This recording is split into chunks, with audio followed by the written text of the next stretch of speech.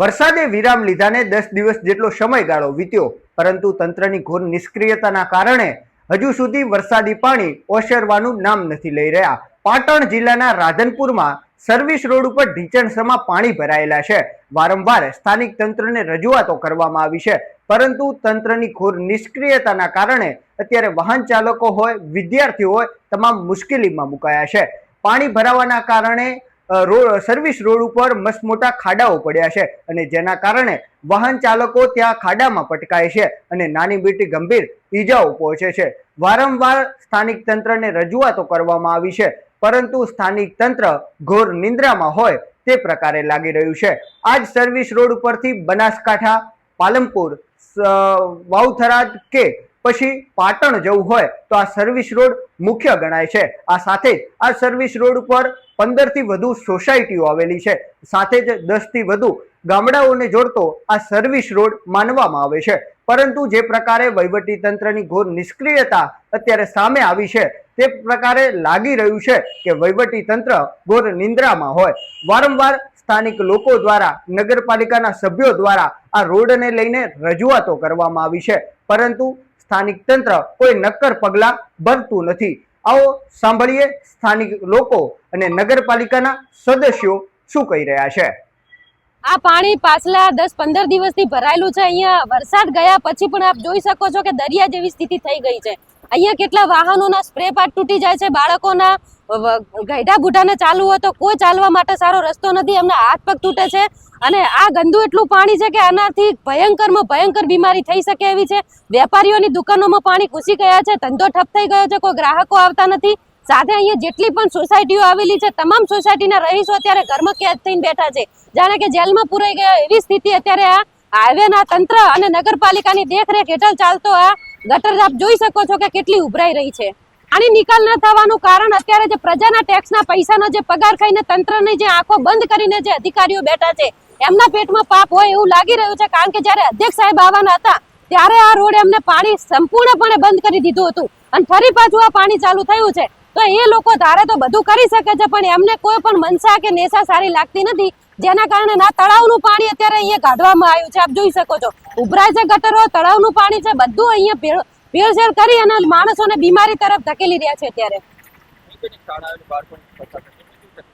અહીંયા આદર્શ શાળા આવેલી છે, એ બાળકોનું અત્યારે શિક્ષણ બગડી રહ્યું છે, બાળકો સ્કૂલમાં જઈ શકતા નથી અને આખું એ શાળાનું શિક્ષણ છે ઠપ થઈ રહ્યું છે।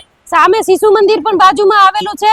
તમામે બાળકોનું ભવિષ્ય અત્યારે તંત્ર બગાડી રહ્યું છે અને શિક્ષણના નામે અત્યારે જાતે જાણી જોઈ અને ભવિષ્ય સાથે ચેડા કરી રહેલું છે।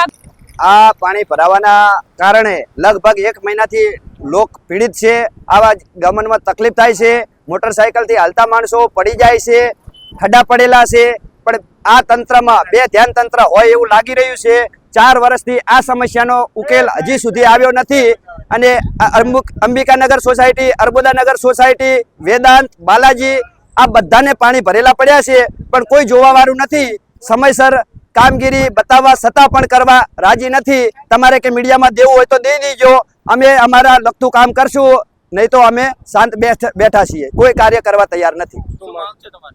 આ જલ્દીથી જલ્દી આ પાણીનો નિકાલ થાય અને આ રોડનું અર્બુદાનગર, અંબિકાનગર અને સર્વિસ રોડમાં જે પાણી ભરાય છે એ રોડનું જલ્દીથી નિકાલ થવો જોઈએ। એ મારા સમાજ ભાઈઓના હિત માટે છે અને આ બધો મારો સમાજ જ છે અને લગભગ 5 થી 6 હજાર પબ્લિક પરેશાન થાય છે, પણ કોઈ જોવા વાળું નથી। એટલે તાત્કાલિક આનો નિકાલ થાય અને 2 ફૂટ રસ્તો ઉપડી જાય અહીંયા, તો આ પાણીનો સમસ્યાનો હલ થઈ શકે છે।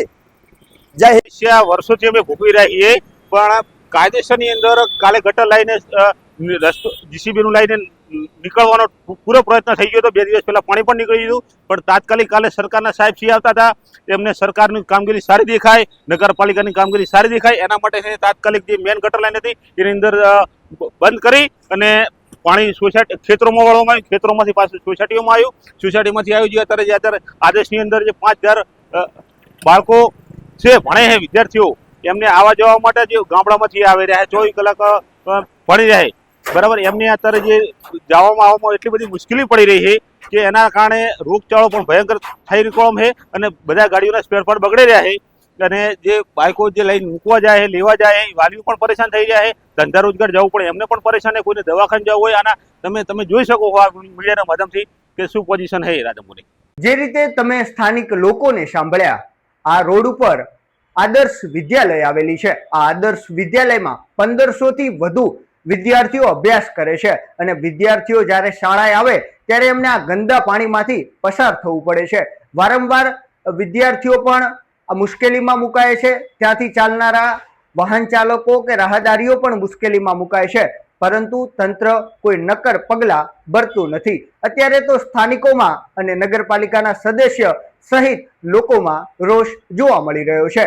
હવે જોવું રહ્યું કે આવનાર સમયમાં સ્થાનિક તંત્ર અને નગરપાલિકા દ્વારા કેવા પ્રકારની કડક પગલાં લેવામાં આવે છે અને કયા પ્રકારે આ પાણીનો નિકાલ કરવામાં આવે છે તે તો આવનારો સમય બતાવશે.